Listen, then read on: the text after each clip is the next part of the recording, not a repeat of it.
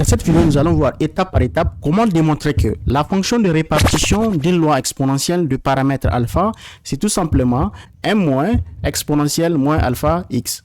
Et je vais noter la fonction de répartition par f de petit x. C'est tout simplement la probabilité que grand x, la variable aléatoire, soit inférieure à une certaine valeur petit x. Nous allons voir étape par étape comment on est arrivé à la détermination de cette fonction de répartition. Avant de faire ça, j'ai besoin de vous rappeler d'abord la fonction de densité. La fonction de densité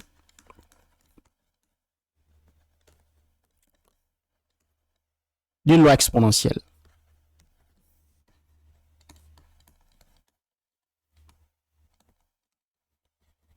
Pour notre exemple, en fait, la fonction de densité de la variable aléatoire x, c'est tout simplement f de petit x alpha fois exponentielle moins alpha x pour des valeurs de x supérieures ou égales à 0. Maintenant, je vais vous montrer comment on détermine la fonction de répartition d'une loi exponentielle. La fonction de répartition de la variable aléatoire x que je note f de petit x, c'est en fait tout simplement la probabilité que grand x soit inférieur à une valeur petit x.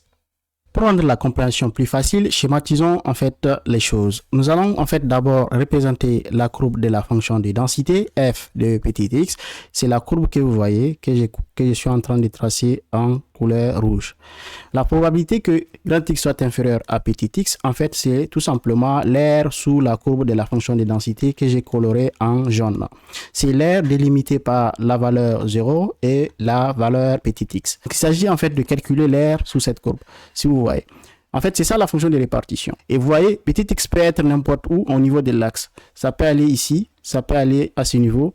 Donc, l'idée, c'est de généraliser en fait le calcul de la probabilité que grand x soit inférieur à petit x. En fait, c'est ça le rôle principal de la fonction de répartition. Nous allons voir comment on est parvenu à la formule que vous voyez. Tout de suite, on va déterminer tout simplement l'intégrale. OK. Donc, si nous voulons déterminer la fonction de répartition, ok, que je note f de petit x, c'est de déterminer la probabilité que grand x soit inférieur ou égal à petit x. Et en fait, on est obligé de passer par l'intégrale parce que tout simplement, x est une variable qui est continue. Donc, raison pour laquelle on va utiliser l'intégrale. Ok, on va l'intégrer en fait sur 0 à petit x, d'accord? De la fonction de densité, vous allez prendre la fonction de densité, ok? Vous allez l'intégrer. Comme nous avons ici au niveau de la borne supérieure, on a x. Donc, au lieu de parler de f de x, on va juste en fait changer pour mettre par exemple t. En fait, ça ne change pas, c'est une variable muette. C'est juste pour le calcul de l'intégrale. Ça ne cause rien. Donc, je peux dire f de t, ok? Et je parle ici de dt. Ça ne change rien dans le calcul. C'est juste pour faciliter la compréhension. Ok, dans ce cas, en fait, je vais dire que je vais intégrer ce 0 à petit x.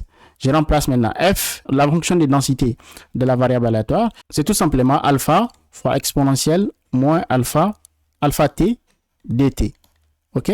Bon, il faut connaître la primitive de ça, de la fonction de densité.